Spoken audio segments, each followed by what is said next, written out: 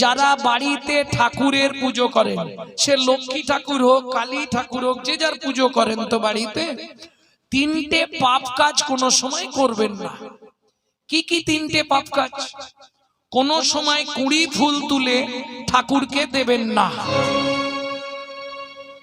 যারা আমার ইউটিউব শোনে তারা নিশ্চয়ই এগুলো জানে। কোন সময় ৩-৪ দিনের বাসি পচা ফুল ভগবানকে দেবেন না। ২, ৩ নম্বর, যেটা আপনারা সব সময় পাপটা করেন, এটা করবেন না। সকালবেলা হাঁটতে যাবার নাম করে লোকের কাছে ফুল চুরি করে ঠাকুরকে দেবেন না। কি হলো, হাসছে কেন? মানে যারা করে তারা হাসছে নাকি?